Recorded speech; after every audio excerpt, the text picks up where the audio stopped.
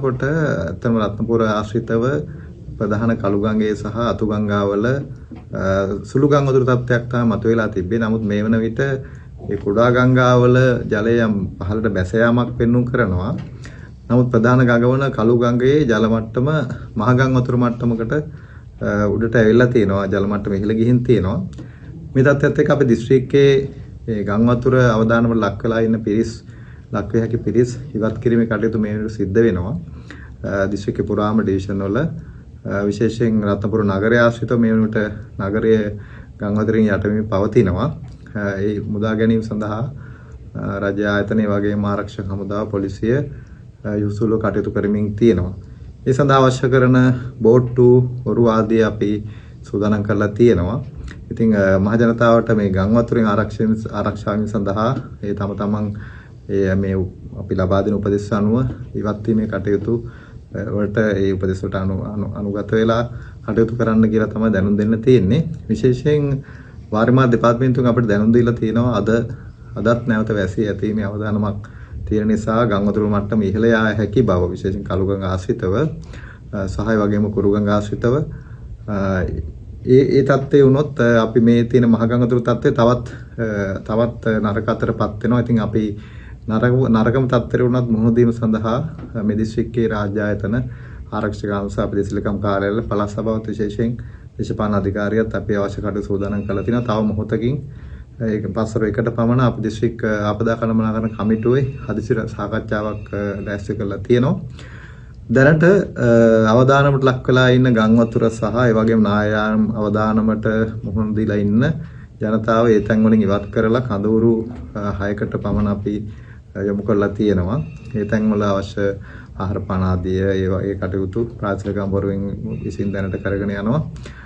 ගස් කඩා වැටීම් මේ වගේ මේ නිසා මාර්ග අවහිරීම් වගේ දේවල් තියෙනවා. ඒ වගේම ජලය ගම් වතුර තත්ත්වයේ මත ඇතැම් ප්‍රදේශවලට මේ මාර්ග අවහිර වෙලා ගමනාගමනයේ අපහසුතාව තියෙනවා. මේ තත්ත්වය තමයි දැනට රත්නපුර දිස්ත්‍රික්කයේ තියෙන්නේ. නමුත් දැන් මේ අතුගංගාවල ජලය ප්‍රධාන ගඟට එකතු වෙලා ඒවා අඩු බැහැලා යනවත් එක්කම ප්‍රධාන නගරයේ දෙසට ගම් වතුර ඉතාම ශීඝ්‍රයෙන් ජල මට්ටම ඉහළ යාමත් එක්ක මේ අනුතුරුදායක තත්ත්වයට අපි මුහුණ දීලා ඉන්නවා.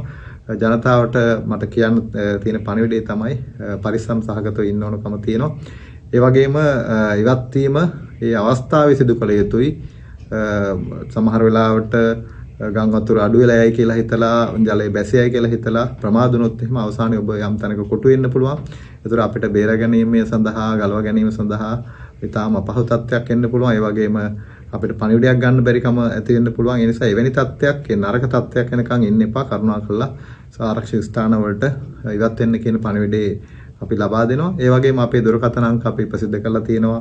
ආපදා කළමනාකරණ මධ්‍යස්ථානයේ සහ දිස්ත්‍රික්කම් කාර්යාලය, පාසලකම් කාර්යාලවල ගාමිණීදාරවරුන්ගේ නම්බර්. ඉතින් ඒවාට කතා කරලා ඔබට උපකාරයක් තියෙනවා ලබා ගැනීම හැකියාව තියෙනවා.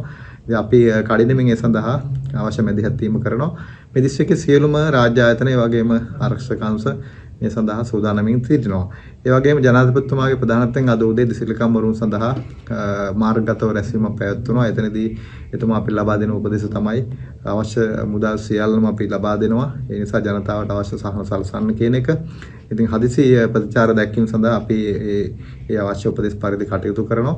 ඒ වගේම යටිතල පහසුකම් වල යම් විනාශ වෙලා තියෙනවා නම් ඒ පිළිබඳව ඉදිරියේදී කටයුතු කිරීම සඳහා ඒ ලයිස්තුවක් ඒ විනාශ වෙච්ච යටිතල පහසුකම් පිළිබඳ විස්තර ජනාධිපති කාර්යාලයට ලබා දෙන ලෙසත් ජනාධිපතිතුමා උපදෙස් දුන්නා. ඒක අපිට කටයුතු කරන්න වෙන්නේ මේ ආපදාදී හදිසි තත්ත්වයට මුහුණ දීලා ඉන්න අනතුරුව ඒ යට තත්ත්වයටපත් කර ගැනීම සඳහා ඒ කටයුතු කරන්න සූදානම් කරලා තියෙනවා.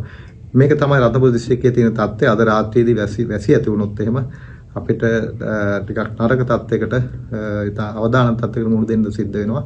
ඒ සඳහා අපේ ජනතාවට සූදානම් සිටින්න කියලා දැනුම් දෙනවා. ඒ වගේම රාජ්‍ය ආයතන අපි සියල්ල ඒ සඳහා යම් සැලසුමක් එක්ක කටයුතු කරනවා.